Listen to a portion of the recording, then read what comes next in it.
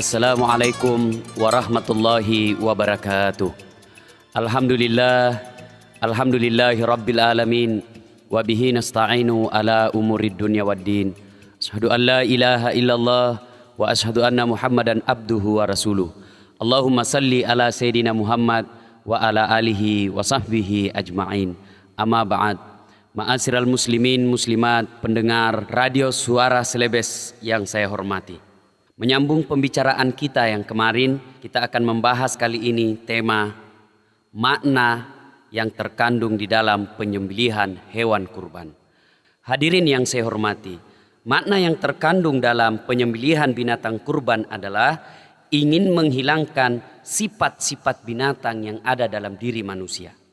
Dari sekian banyak binatang yang tidak bagus dicontoh sifatnya dalam kehidupan sehari-hari, Allah mengabadikan dua nama surah yang mewakili binatang-binatang tercelah tersebut. Yang pertama, binatang An-Namal atau semut. Binatang semut ini sifat khasnya yaitu serakah.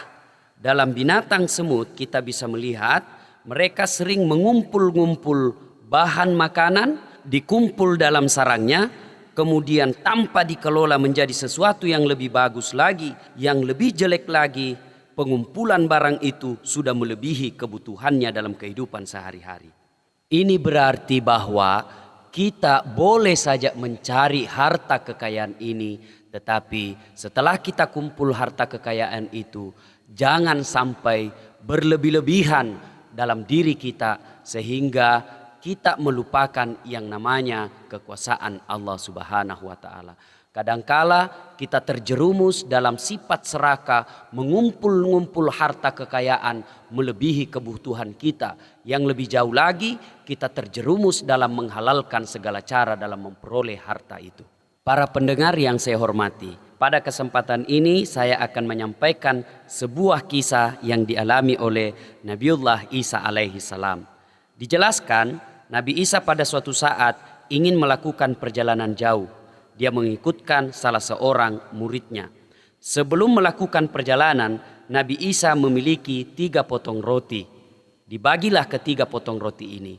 Yang pertama untuk diri beliau, yang satu untuk muridnya, dan satunya lagi milik bersama. Dalam perjalanan, tiba-tiba Nabi Isa merasa lapar. Berkatalah Nabi Isa kepada anak muridnya, yuk kita bagi-bagi roti. Mana roti yang tadi yang milik bersama, ini yang perlu kita makan sekarang.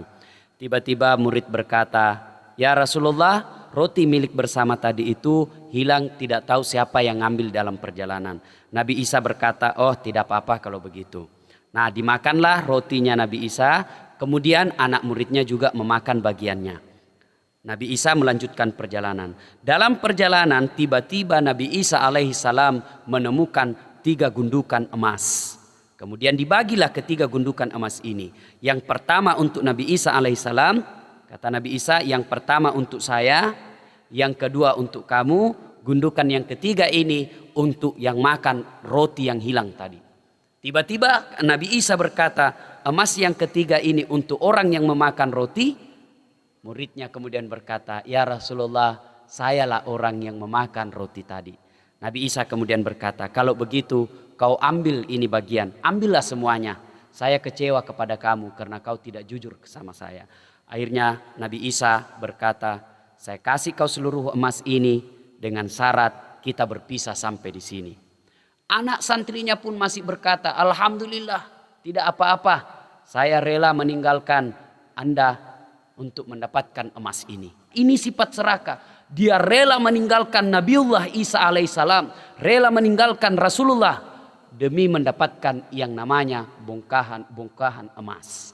Dalam perjalanan Nabi Isa sendiri yang anak muridnya ini membawa 3 gundukan emas, tiba-tiba ketemu dengan perampok. Dirampok emasnya, kemudian dibunuh pula dia. Nah, ini kisah sederhana yang kita bisa ambil maknanya. Jangan sampai kita mengikuti sifat serakah kita dengan keserakahan yang kita miliki, ingin harta sebanyak-banyaknya, menggadaikan dan menghilangkan kecintaan kita kepada Nabiullah utusan Allah Subhanahu wa taala. Inilah sifat binatang yang pertama yang sangat tercela, yaitu sifat serakah. Binatang kedua yang diabadikan dalam Al-Quran yaitu surah Al-Ankabut atau laba-laba. Bagaimana kita lihat sifat laba-laba? Dia sering menindas, dia suka membunuh dan memangsa sesamanya. Bahkan dalam uraian tafsir pun dijelaskan, laba-laba setelah melakukan hubungan suami istri, itu sang betina memangsa sang laki-laki.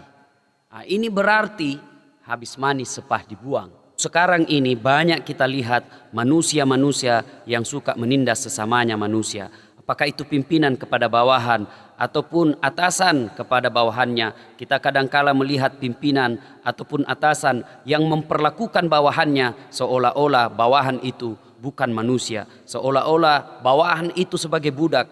Manusia seperti ini meskipun rajin berkurban tetapi belumlah mulia di hadapan Allah. Para pendengar Suara Selebes yang saya hormati, kita perlu juga menyadari bahwa tidak semua binatang itu jelek sifatnya. Dalam Al-Quran ada juga binatang yang diabadikan oleh Allah Subhanahu wa Ta'ala yang perlu kita contoh, yaitu binatang an-nahal atau lebah.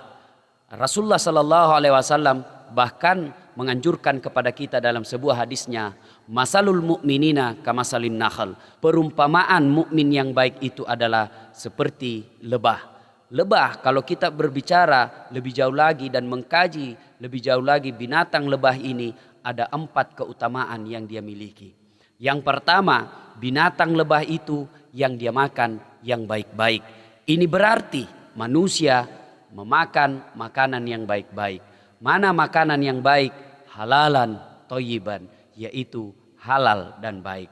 Manusia yang baik dan mencontoh binatang an-nahal ini selektif dalam memilih makanan yang akan dikonsumsi. Yang kedua, sifat binatang lebah ini yang dia keluarkan yang baik-baik. Ini berarti orang Islam bertutur kata yang baik, kata-kata yang dikeluarkan dari mulutnya tidak menyakiti hati orang lain dan tidak menyakiti pendengarnya. Yang ketiga, keutamaan binatang lebah ini yaitu dimanapun dia singgah tidak ada dahan atau ranting yang patah. Ini berarti bahwa umat Islam tidak boleh menjadi biang kerok dalam suatu lingkungan. Umat Islam tidak bisa menjadi sampah masyarakat. Sebaliknya, umat Islam yang baik dimanapun dia ditempatkan, dia akan menjadi rahmatan lil alamin, rahmat bagi seluruh alam.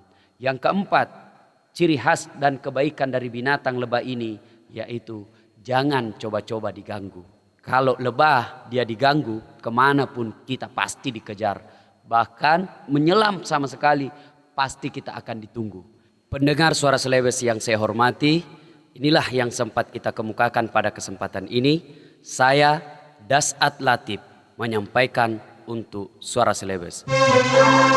Assalamualaikum warahmatullahi wabarakatuh.